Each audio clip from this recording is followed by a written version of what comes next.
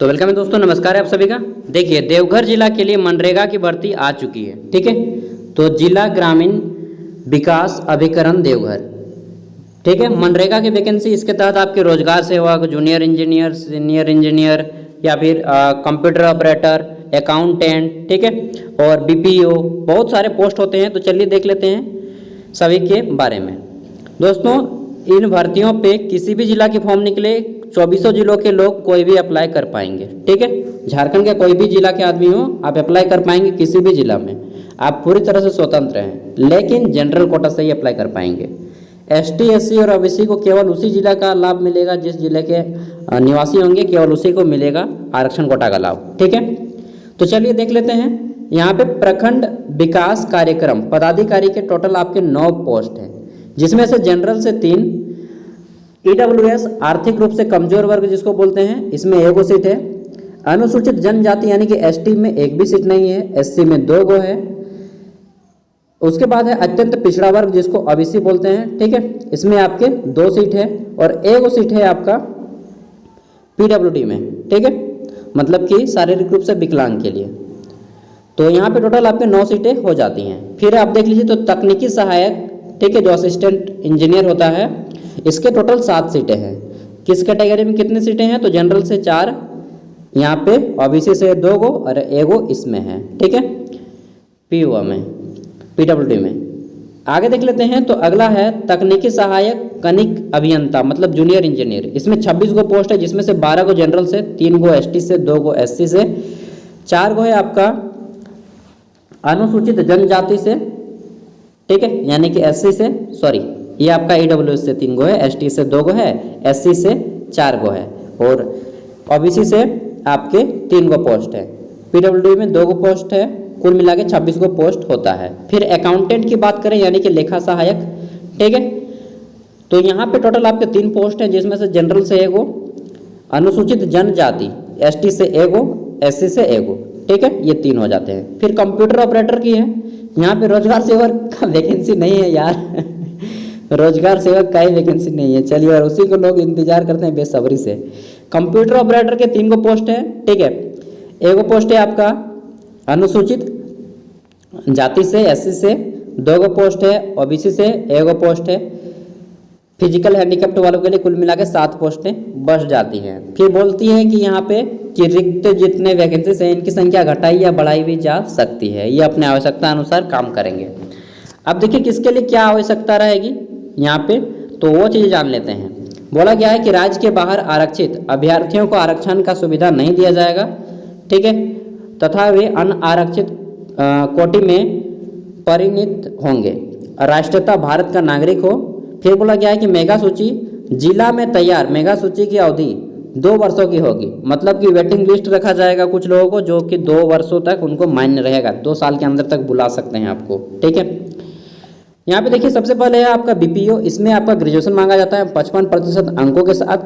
ठीक है, और यहाँ पे अगर आप एमए वगैरह किए हैं या फिर कोई कंप्यूटर कोर्स किए हैं तो पहले उनको लिया जाएगा। ठीक है, अतिरिक्त योग्यता मतलब कि प्लस एडवांस में आपका जो होता है, इसी पे आपका मेरिट बनाया जाता है।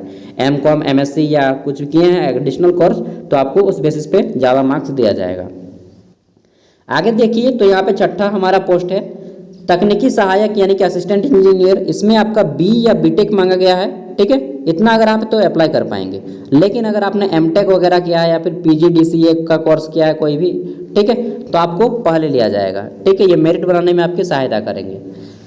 आगे देख लेते हैं। तो फिर आता है यहाँ पे आपका जूनियर इंजीनियर। इसमें आपका जो है बोला गया है कि मान्यता प्राप्त संस्थान से सिविल संकाय में, किसमें? तो सिविल इंजीनियर में आपको डिप्लोमा की डिग्री है, पॉलिटेक्निक अगर आपने किए हैं तो आपको लिया जाएगा। लेकिन अगर आपने बीटेक, एमटेक वगैरह कर रखा है तो आपको पहले लिया जाएगा। ठीक है, फिर है आपका शैक्षणिक योग्यता। तो शैक्षणिक योग्यता किसके लिए? अकाउंटेंट के लिए। इसमें बोला गया है कि आपको सरकारी मान्यता प्राप्त संस्थान से बीकॉम, ठीक है, यानी कि कॉमर्स में आपको ग्रेजुएशन करना है और 55% अंकों के साथ, तो आपको ले लिया जाएगा। लेकिन अगर आपने एमकॉम वगैरह कर रखा है, एमबीए वगैरह कर रखा है, ठीक है, तो आपको यहाँ पे पहले लिया जाएगा। आगे देख लेते हैं। तो नेक्स्ट है आपका शैक्षणिक योग्यता कंप्यूटर सहायक के लिए। तो यहाँ पे बोला गया है कि आप सिंपली कंप्यूटर ऑनर्स और बीएससी कंप्यूटर साइंस ऑनर्स या फिर जनरल या फिर बीसीए का कोर्स किए हों, बीसीए मतलब बैचलर इन कंप्यूटर एप्लीकेशन, ठीक है। यार खाना खा के अभी आया हूँ तो डकार थोड़ा सा ले रहा हूँ। चलिए, तो इसमें आपका सिंपल ये सारे ले लिए जाएंगे, बीसीए कंप्यूटर ऑनर्स या फिर आप ग्रेजुएशन किए हैं, ग्रेजुएशन के बाद सिंपल किसी भी साइंस किसी भी फैकल्टी से ग्रेजुएशन किए हैं, लेकिन अगर आपके पास पीजीडीसीए का सर्टिफिकेट है ग्रेजुएशन के बाद तो भी आप इसमें अप्लाई कर पाएंगे। और अगर आपने कंप्यूटर साइंस में एमए किया है, सॉरी एमएससी किया है, या फिर जैसा का बीसीए होता है उससे एमसीए अगर आपने किए हैं तो पहले उनको लिया जाएगा, ठीक है। ये हो गया। आयु सीमा की बात कर लें तो यहाँ पे आयु सीमा बोला गया है कि आपका देख लीजिए कम से कम 18 वर्ष होना चाहिए और आयु की गणना 1 सितंबर 2023 के आधार पर किया जाएगा। अधिकतम उम्र जनरल कोटा से पुरुष उम्मीदवार के लिए 35 वर्ष, ईडब्ल्यूएस से भी 35 वर्ष, ओबीसी के लिए 37 वर्ष, महिला सभी कैटेगरी के लिए 38 वर्ष, एसटी एससी पुरुष और महिलाओं के लिए 40 वर्ष, ठीक है। आगे देख लेते हैं तो यहाँ पे सैलरी किसको कितनी मिलेगी। देखिए सैलरी है आपका प्रखंड कार्यक्रम पदाधिकारी के लिए 23,140 रुपया, और जिनके पास अगर एक्सपीरियंस है 5 साल से ज़्यादा का तो उनको 23,700 रुपया दिया जाएगा। इधर आप लोग देख लीजिएगा, इसमें बहुत कम आदमी अप्लाई करेंगे। फिर आपका तकनीकी सहायक असिस्टेंट इंजीनियर के 22,000 रुपया है, जूनियर इंजीनियर के 19,000 है, अकाउंटेंट और आपका कंप्यूटर ऑपरेटर दोनों के लिए 14,300 रुपया है, ठीक है। ये हो गया। और उसके बाद बोला गया कि उपयुक्त पदों पर शैक्षणिक योग्यता स्कोर के घटते हुए क्रम में आवेदकों की प्रारंभिक मेगा सूची तैयार की जाएगी। तो आपका एग्जाम वगैरह नहीं लिया जाएगा। एवं तकनीकी दक्षता है तो आवश्यक लिखित एवं दक्षता परीक्षा ली जाएगी। तो यहाँ पे लिखित किसके लिए बोला गया है कि तकनीकी ज्ञान हेतु फर्स्ट टाइम आपका जो है मेरिट लगाया जाएगा। सबसे पहले मेरिट में आदमी को छांटा जाएगा, जिनका हाईएस्ट मार्क्स होगा उनको लिया जाएगा। फिर उनका स्किल टेस्ट होगा जिसमें आपका जो है तकनीकी ज्ञान टेक्नोलॉजी से रिलेटेड क्वेश्चन आएंगे, ठीक है। क्या क्वेश्चन आएंगे वो चीज़ यहाँ पे नहीं बोला गया है कि लिखित एवं दक्षता मतलब स्किल टेस्ट, ठीक है। लिखित और स्किल टेस्ट दोनों लिया जाएगा किसके पश्चात, पहली बार जो मेरिट में पास होंगे उनके बाद, ठीक है। फिर जिला चयन समिति देवघर द्वारा जो मेगा सूची तैयार की जाएगी यानी कि मेरिट लिस्ट अंतिम अनुमोदित किया जाएगा, ठीक है। और उसके बाद चयन संबंधी प्रक्रिया जिला चयन समिति का अंतिम निर्णय बाध्यकारी होगा। आगे देख लेते हैं तो यहाँ पे फिर आपका प्रारंभिक चयन नियुक्ति ये हो गया। उपरोक्त पदों के अभ्यर्थी का पद स्थापन देवघर जिला में होगा, पोस्टिंग आपकी देवघर जिला में होगी। यदि कोई कार्यरत पदाधिकारी देता है कोई तो ऐसा फॉर्म नहीं भरेगा तो आपको एनओसी सर्टिफिकेट देना पड़ेगा, यानी कि नो ऑब्जेक्शन सर्टिफिकेट। कहीं पे काम कर रहे हैं तो एक अभ्यर्थी एक से अधिक पदों के लिए फॉर्म भर सकते हैं, लेकिन ठीक है, लेकिन जो है आपको अलग अलग फॉर्म भरना होगा। और फॉर्म को भरने के लिए बोला गया कि आवेदक हेतु प्रयुक्त लिफाफे के ऊपर आवेदित पद का नाम बड़े अक्षरों में अंकित करना अनिवार्य होगा।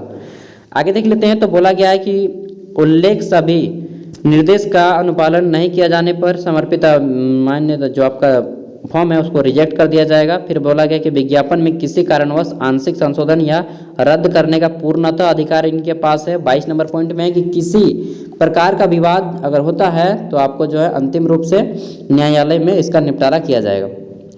न्यायालय में वाद दायर नहीं किया जा सकेगा। नियुक्ति हेतु गठित चयन समिति का अंतिम निर्णय होगा। सॉरी दोस्तों, न्यायालय में विवाद को नहीं निपटारा किया जाएगा। इन जो कमेटी बैठाएंगे वो इसके निवारण करेंगे, ठीक है। कार्यालय विज्ञापन यहाँ के बारे में बताया गया है। आवेदन कैसे जमा करें तो आपका फॉर्म जो है यहाँ पे लिफाफा बोला यार, फिर आपका ऑनलाइन बता रहा है। यहाँ पे बोला कि उपरोक्त पदों पर चयनित अभ्यर्थी यदि कोई कार्यरत कहाँ गया जी, एक अभ्यर्थी एक से अधिक पदों के लिए अपनी आवश्यकता अनुसार समर्पित करे, परंतु अलग अलग पद के लिए अलग अलग आवेदन समर्पित करेंगे। 19 नंबर में देखिए बोला गया है कि आवेदन हेतु प्रयुक्त लिफाफे के ऊपर आवेदित पद का नाम बड़े अक्षरों में अनिवार्य होगा, अंकित करना अनिवार्य होगा। दोस्तों ये इन लोगों ने जो है किसी का मतलब अलग अलग जिला के जो निकलते हैं ना ऑफलाइन फॉर्म, उसका वाला कॉपी कर दिए होंगे ये, ठीक है। क्यों कॉपी किए होंगे, क्योंकि इनका फॉर्म ऑनलाइन है, ठीक है। ये देखिए आवेदन कैसे जमा करें तो आपका फॉर्म ऑनलाइन 9 तारीख से भरा जाएगा, 9 सितंबर से 25 सितंबर लास्ट डेट होगा।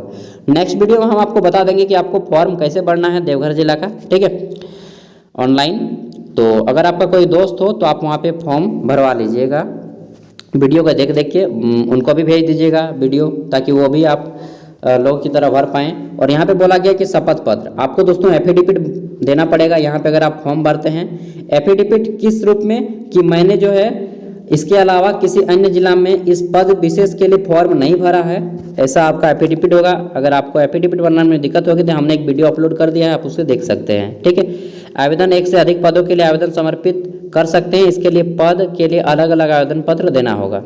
ठीक है, तो ये चीज़ इन्होंने बोल दिया है। और इसका ये ऑफलाइन फॉर्मेट है, ऑफलाइन को नहीं भरना है, आपको ऑनलाइन भरना है। ठीक है, ऑनलाइन के लिए हम आपको वीडियो बना दिए हैं, देख लीजिएगा। थैंक यू, मिलते हैं अगले वीडियो में।